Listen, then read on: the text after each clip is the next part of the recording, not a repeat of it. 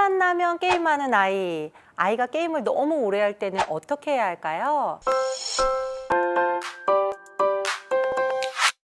안녕하세요. 교육환경 디자인 전문가 강미라 전도사입니다.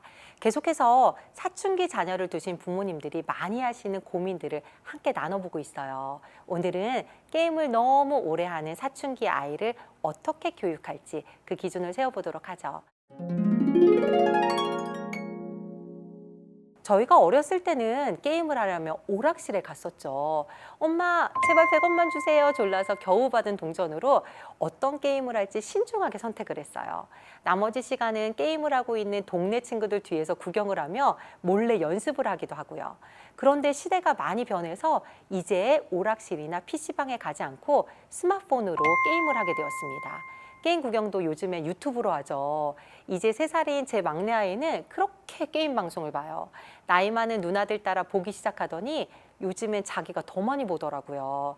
옆에서 보니 화면에 유튜버도 얼굴은 나오지가 않습니다. 게임 화면이 나오고 목소리만 나오더라고요. 조회수도 엄청나요. 이런 방송을 하는 유튜버들이 한둘이 아니겠죠. 지금 사춘기인 아이들도 유아기 때부터 이런 환경에서 자랐습니다. 흔히 디지털 네이티브라고 표현하죠. 태어날 때부터 디지털 세대를 살아간 거죠. 제 큰아이들이 어릴 때 아이들을 데리고 잠옷실에 가서 예배를 드리고 있었는데요. 거기서 제가 신기한 거를 발견했어요. 잠옷실에 아주 작은 TV가 있었거든요. 이제 막 걸음마를 시작한 한 아이가 TV로 걸어가더니 담임 목사님 얼굴을 손으로 이렇게 만지더라고요. 처음 그 행동을 봤을 때는 그냥 호기심에 만졌나 보다 하고 지나갔어요. 그런데 그 아이 말고 다른 아이들도 그러더라고요. 그리고 나서 알게 되었습니다. 이 아이들은 터치 스크린이 익숙한 시대에 태어나서 TV 화면을 옆으로 넘기고 싶어 했던 것을요. 정말 세대 차이가 많이 느껴지죠. 전 대학 다닐 때 벽돌 크기의 휴대폰을 막 들고 다녔는데 말이죠. 이렇게 말씀드리니 제가 엄청 옛날 사람 같은데요. 슬퍼지자고 세대 차이를 말씀드리는 게 아닙니다. 우리에게 생소한 것이 우리 아이들에게는 당연한 것일 수도 있다는 관점을 전환하기 위해 말씀을 드리는 거예요. 우리는 게임을 하면 잠시 노는 거야 그렇게 유의에 불과하다고 생각하지만 아이들 입장에서 게임은 더 큰 의미를 가질 수 있습니다. 요즘 아이들이 친구들끼리 어디에서 대화하시는지 아시나요? 게임 채팅방에서 합니다. 전화하거나 문자하는 것보다 게임 채팅방에 모여서 실시간으로 대화하는 경우가 훨씬 많아요. 요즘 아이들 특징이 전화를 잘 안 해요. 문자나 채팅을 더 선호하죠. 그러다 보니 친구와 얘기하려면 게임을 해야 해요. 게임이 단순히 놀이라기보다는 또래 관계를 형성하는 플랫폼이 되었다고 생각하시면 됩니다. 우리 때로 말하면 민들레 영토 그 정도 느낌이라고 하면 될까요? 그리고 게임 재미있잖아요.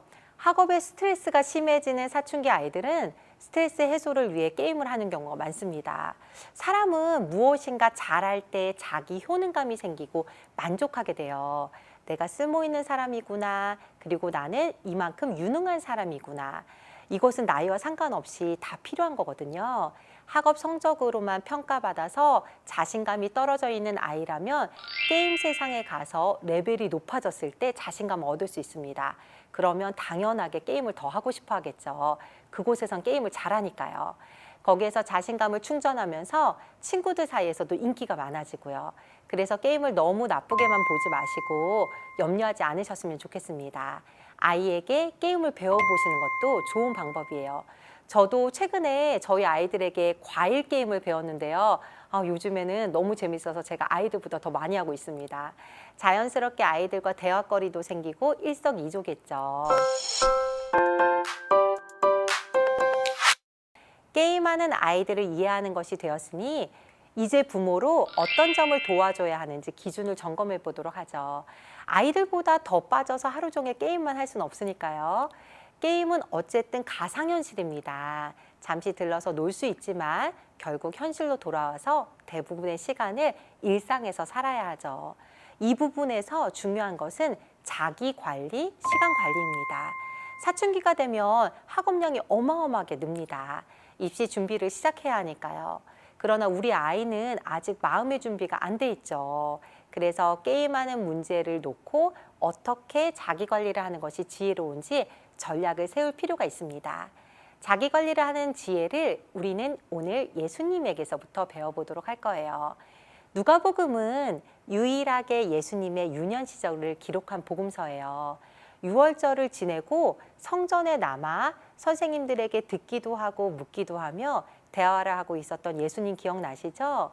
우리는 예수님이 어떤 분인지 아니까 이 장면을 보면서 어머, 예수님 역시 어릴 때부터 남다르셨네. 그렇게 말할 수 있지만 예수님 부모님은 어떠셨을까요?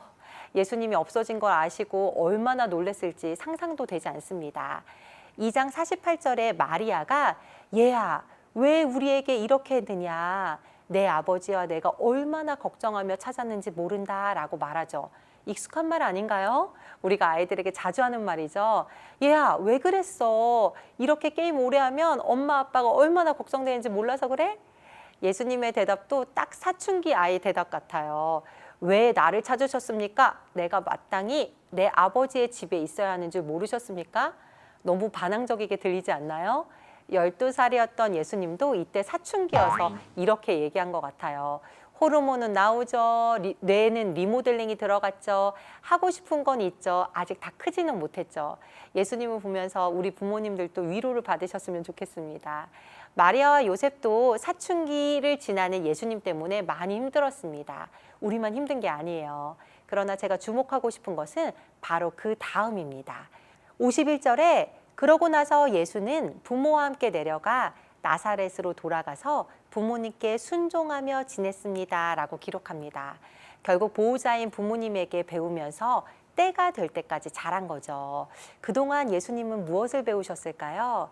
이때 자기 관리, 시간 관리하는 법을 배웠을 거예요.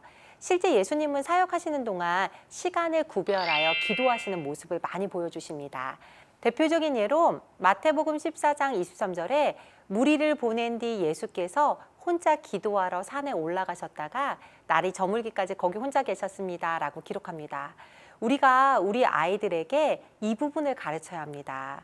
게임하는 것도 공부하는 것도 친구를 만나는 것도 아이들이 해야 하는 일이죠. 그러나 꼭 해야 하는 것은 아이가 어떤 행동을 할지 스스로 선택하고 그에 따른 결과에 책임지는 연습을 해야 합니다. 특히 자아 정체성을 형성하는 사춘기 때는요, 아이들이랑 이런 대화를 나눠보시면 좋아요. 게임을 어느 정도 해야 일과에 지장이 없을까? 게임을 하면 뭐가 제일 좋아? 게임을 너무 오래 해서 힘든 점은 없니? 숙제하거나 잠잘 시간이 부족하진 않아? 다음 날에 역량은 없어? 어떻게 하는 게 너에게 도움이 될까? 너는 어떻게 하고 싶어? 이런 힘든 일을 오래 반복하면 어떨 것 같아? 등등 아이가 생각해 볼 수 있는 질문을 하며 대화를 나눠보세요. 주의하셔야 하는 것은 부모님이 미리 답을 정해놓고 아이를 설득하는 것이 아니라 아이 스스로 생각하고 관리할 수 있도록 돕는 정도로 생각하셔야 합니다. 무엇인가 집중하고 열심히 하는 것은 참 좋은 일이에요. 그게 게임이라도요. 진짜 문제는 무기력한 거예요. 게임을 열심히 한다는 것은 다른 흥미가 생겼을 때 우리 아이가 그것도 이렇게 몰입할 수 있는 능력을 가졌다는 뜻입니다. 다만 한 가지 일에 너무 몰두한 나머지 일상이 무너지지 않도록 자기 관리를 하는 능력을 갖추는 게 중요하겠죠. 부모님은 돕는 역할을 하는 거지 대신 결정해 주시는 분이 아닙니다. 지혜로운 기준으로 현명하게 교육하는 부모님이 되시기를 축복하면서 다음 시간에는 우리 아이 잘하진 못해도 공부 좀 해야 하는 거 아닐까라는 주제로 함께 나눠보도록 할게요. 모두 평안하세요. 샬롬.